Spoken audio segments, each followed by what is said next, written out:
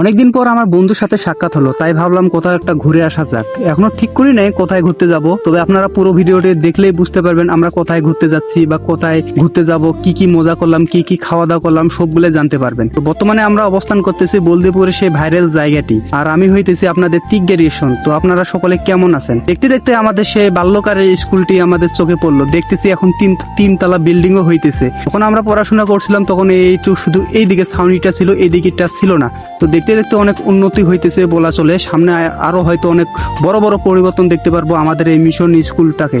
তো আপনারা আমাদের স্কুলের নামের সাইনবোর্ডটাও দেখতে পাইলেন। তো এখন আমরা হলদিপুকুরের সেই চারপাশের দেখতে দেখতে স্ট্যান্ডের দিকে চলে যাইতেছি। সেই দেখতে দেখতে কিছুক্ষণের মধ্যে আমরা চলে আসলাম বলদিপুকুরের বাস স্ট্যান্ডে। আসেই দেখতেছি খুব গরম লাগতেছে, তাই বন্ধু ভাবলো একটু দই খাওয়া যাক। তো আমরা দই খাওয়ার জন্য দইয়ের দোকানে গেলাম। বন্ধু আমাদের জন্য দই নিল, কিন্তু তার জন্য সে নিচে আইসক্রিম। বন্ধু একটা সুচা আছে, দইগুলো হাতে নিয়ে খাইতে খাইতে আমরা অটোতে উঠলাম রংপুরের মডার্ন যাওয়ার উদ্দেশ্যে। আর এইদিকে আমার বন্ধু দেখতে পাইতেছেন সুচার মতো খাইতেছে। এইদিকে আর একটু আমাদের ছোট ভাই আছে, তাকেও আপনারা দেখতে পারবেন কিছুক্ষণের মধ্যে।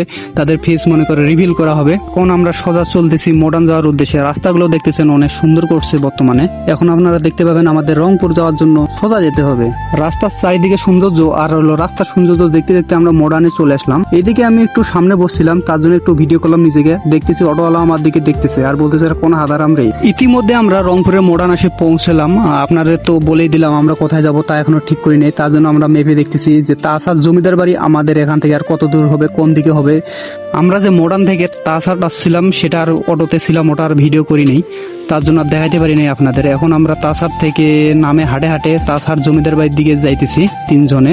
সামনে ফিরে আবার লক্ষ্য করলাম আমাদের মতো তিনজন আবার মেয়েও যাইতেছে তাসার জমিদার বাড়ির দিকে। তো তাদের পিছন পিছন আমরাও যাইতেছি তিনজন। বন্ধু আমার টিকিট কাটার জন্য সামনে যাইতেছে টিকিট কাউন্টারের দিকে, আর আমরা দুজন আছি পিছনে, দেখতে পাইতেছেন আপনারা। তো ইতিমধ্যে আপনারা জানেন যে আমরা রংপুরের তাসার জমিদার বাড়ির ভিতরে ঢুকে গেছি। এইদিকে আমাদের বন্ধু 3টা টিকিটও কেটে ফেলছে। তো আপনারা কে কতবার করে আসছিলেন একটু জানাবেন।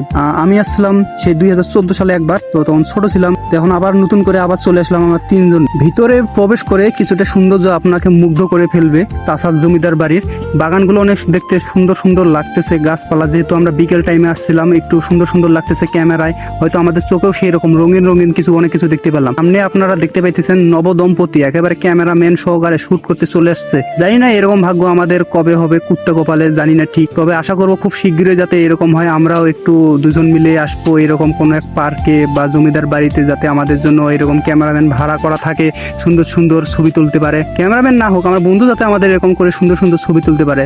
তো আরো অনেক কিছু দেখবো। আমরা সামনের দিকে যাইতেছি, দেখতে দেখতে অনেক কিছু দেখলাম, তারপরে ভিতরের দিকে চলে যাইতেছি একেবারে গেট দিয়ে।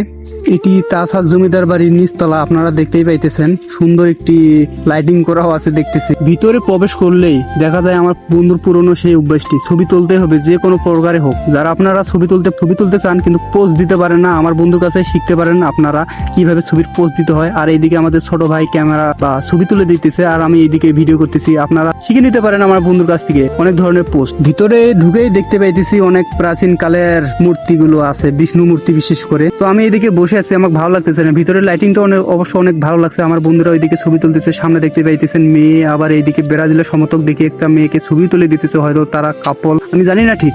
অনেকক্ষণ যাবত আমরা ভিতরে ছিলাম, অনেক কিছু মূর্তি দেখলাম।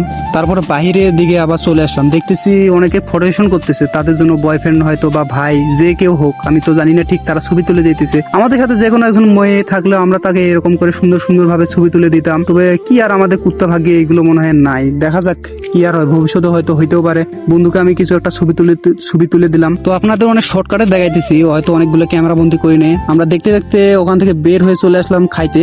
তো বন্ধু আমাদের নাকি ট্রিট দিবে, তার জন্য আমরা একটু রেস্টুরেন্টে চলে আসলাম খাওয়ার জন্য। এইদিকে আমাদের ছোট ভাই, এইদিকে আমরা দুইজন খাওয়ার জন্য একেবারে রেডি হয়ে গেছি। দেখা যাক বন্ধু আমাদের জন্য কি অর্ডার করে। তবে আমরা তিনজন শুধু ছেলে আসে, অনেকে নিজেকে মানে ভাগ্য খারাপ বলতে পারতেছি। যদি আমাদের সাথে একজন মেয়ে আসতো তাহলে আমাদেরও একটু দাম বাড়ে যাইতো মনে হয়, কিন্তু কি আর বলার। দেখতে দেখতে আমাদের খাবার অর্ডার দেওয়া শেষ এবং খাবার আসাও শেষ। তখন শুধু খাওয়াটা বাকি। খিদাও লাগে গেছে এদিকে প্রচুর হারে, অনেকক্ষণ যাবত খাওয়া হয়নি, তো খিদা লাগতেছে। এদিকে দেখতেছেন আমার বন্ধু খাওয়া নিয়ে ভিডিও করার জন্য আমাকে বলতেছে, আর আমি এদিকে ভিডিও করতেছি। তারা খাওয়ার আছে, খাওয়া বাদ দিয়ে শুধু শশা খাইতেছে। তো আমি একটু খাইলাম, দেখতেছেন। তো দেখতে দেখতে আমরা অনেক মজা করলাম, খাওয়া দাওয়া করলাম। তো কি রকম লাগছে আমাদের এই ছোট্ট ব্লগটি? যদি ভালো লেগে থাকে অবশ্যই কমেন্ট করে জানাবেন, আর কোন জিনিসটা আপনাদের ভালো লাগছে সেটাও জানাবেন, আর কি কি করলে আমাদের আরো ভালো হইতো, কোন খাবারটা খেলে ভালো হইতো আপনারা একটু জানাবেন।